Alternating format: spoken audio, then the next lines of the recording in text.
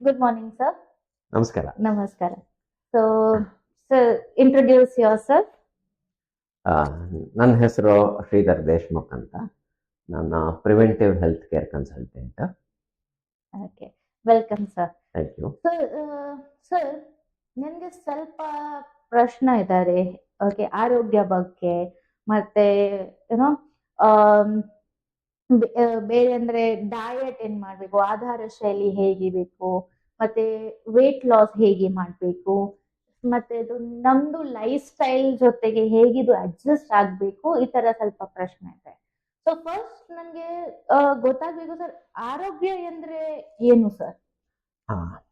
ಇದೆಲ್ಲ ಬಹಳ ಮುಖ್ಯವಾದ ಪ್ರಶ್ನೆಗಳು ಮೇಡಮ್. ನನಗೆ ಬಹಳ ಸಂತೋಷ ನೀವು ಕೇಳಿದ್ದು.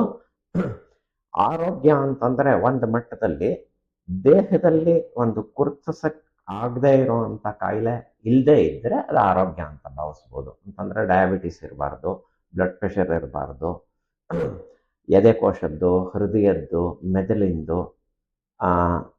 ಅಂಗದ್ದು, ಕೀಲ್ದು, ಯಾತ್ರಲ್ಲೂ ಏನೂ ಸಮಸ್ಯೆ ಇಲ್ಲ ಅಂತಂದ್ರೆ ಆರೋಗ್ಯಕರವಾದ್ದು ಅಂತ ಭಾವಿಸ್ಬೋದು. ಇದರಲ್ಲಿ ಒಂದೇನಂತಂದ್ರೆ ನಮ್ಮ ಸಮಯದಲ್ಲಿ ಈ ಎಕ್ಸಸ್ ಬಾಡಿ ವೆಯ್ಟ್ ಇದೆ ನೋಡಿ, ನಮ್ಮ ಶರೀರದ ತೂಕ ಹೆಚ್ಚಿರೋದು ಅಥವಾ ಹೊಟ್ಟೆ ಇರೋದು, ಈ ತರ ಇದ್ರೂ ಸಹ ನಾವು ಇದನ್ನ ಆರೋಗ್ಯ ಅಂತ ಕರಿತೀವಿ. ಅದು ತಪ್ಪು. ಇದು ರೋಗ ಅಂತಾನೆ ಗಣಿಸ್ಬೇಕು.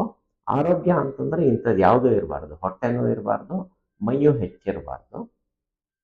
ಹಾಗಿದ್ರೆ ಮಾತ್ರ ಆರೋಗ್ಯ ಅಂತ ಹೇಳ್ತೀವಿ. ಹೌದಾ? ಸೊ ಇದು ತನಕ ಲೈಕ್ ಎವರ್ ಸಿನ್ಸ್ ಏಜಸ್ ಎಲ್ಲರೂ ಹೇಳ್ತಾರೆ ಸರ್, ಅದು ಹೊಟ್ಟೆ ಇದ್ದಾರೆ ಅಂದ್ರೆ ಏನೋ ಅದು ಸುಖಿ ಮನುಷ್ಯ ಅಂತ ಈ ತರ ಹೇಳ್ತಾರೆ, ಅದು ಸೈನ್ ಇದೆ ಅಂತ. ಮತ್ತೆ ಚೆನ್ನಾಗಿ ನಿದ್ದೆ ಬರತ್ತೆ ಅಂದ್ರೆ ಗೋರ್ಕೆ ಬರತ್ತೆ, ಅದು ಚೆನ್ನಾಗಿ ನಿದ್ದೆ ಸರ್, ಇದು ಆರೋಗ್ಯ ಇಲ್ವಾ? ಇದು ತಪ್ಪು ಪರಿಕಲ್ಪನೆಗಳು ನಮ್ಮ ದೇಶದಲ್ಲಿ ಬಹಳ ರೂಢಿ ಮೂಡಿಸ್ಕೊಂಡು ಬಂದಿರೋ ಅಂಥದ್ದು. ಇದಕ್ಕೆ ಕಾರಣಗಳು ನಾವು ಕಾಣ್ತೀವಿ. ಯಾಕಂತಂದ್ರೆ ಇದು ಈಗ ಪ್ರಗತಿ ಹೊಂದಿರೋ ಅಂತ ಡೆವಲಪ್ಡ್ ಕಂಟ್ರಿ ಆಗ್ತಾ ಇರೋವಂಥದ್ದು ಒಂದು ಚಿಹ್ನೆಗಳು ಇವಾಗ ಕಾಣಿಸ್ತಾ ಇರೋದು.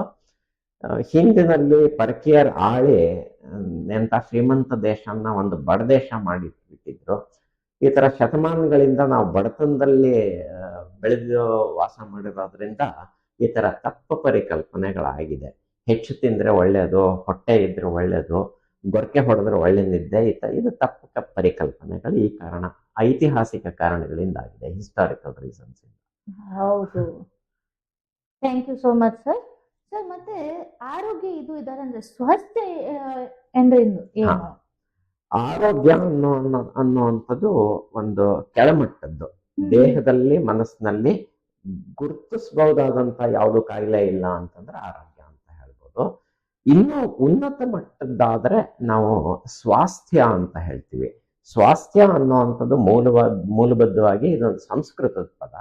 ಸ್ವ ಅಸ್ತಿ. ನನ್ನಲ್ಲಿ ನಾನು ಏನೂ ಬಾಧೆ ವೇದನೆಗಳಿಲ್ದಂಗೆ, ಏನೂ ತಳಮಳಗಳಿಲ್ದಂಗೆ ನನ್ನ ಜೀವನ ಮನಸ್ಸಿನ ಮಟ್ಟದಲ್ಲಿ ನಿರಾಳವಾಗಿ ನಡ್ಸಕ್ಕಾಗುವಂತ ಒಂದು ಸಾಧ್ಯತೆ ಇದ್ದಾಗ ಇದನ್ನ ಸ್ವಾಸ್ಥ್ಯ ಅಂತೀವಿ. ಇದಿರೋದು ಬಹಳ ಕಷ್ಟ ಇವತ್ತಿನ ದಿನ.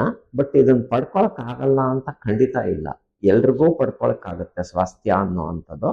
ಎಲ್ರೂ ಪಡ್ಕೊಳ್ಳಿಕ್ಕೂ ಪ್ರಯತ್ನ ಮಾಡ್ಬೇಕು. ಅದಕ್ಕೆ ಮೂಲವಾಗಿ ಮೊದಲನೇ ಹೆಜ್ಜೆ ದೇಹದಲ್ಲಿರೋ ಆರೋಗ್ಯ, ಅಂದ್ರೆ ರೋಗಗಳ ನಿವಾರಣೆ ಮಾಡ್ಕೊಂಡು ಆರೋಗ್ಯಕ್ಕೆ ಬರಬೇಕು. ಆರೋಗ್ಯದಿಂದ ಒಂದು ಹೆಜ್ಜೆ ಮುಂದಕ್ಕೆ ಸ್ವಾಸ್ಥ್ಯ ಬರ್ತದೆ. ಓಕೆ.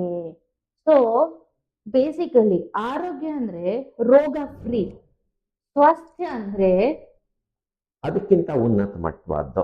ಮನಸ್ಸಲ್ಲೂ ಏನು ತಳಮಳ ಇಲ್ಲ, ದೇಹನೂ ಚೆನ್ನಾಗಿ ಕೆಲಸ ಮಾಡ್ತಿದೆ, ಮನಸ್ಸು ಚೆನ್ನಾಗಿ ಕೆಲಸ ಮಾಡ್ತಿದೆ, ನನ್ನ ಸಂಸಾರ ಸಂಬಂಧಗಳು ಎಲ್ಲವೂ ಚೆನ್ನಾಗಿದೆ. ಅವಾಗ ಅದನ್ನ ನಾವು ಸ್ವಾಸ್ಥ್ಯ ಅಂತೀವಿ. ಓಕೆ.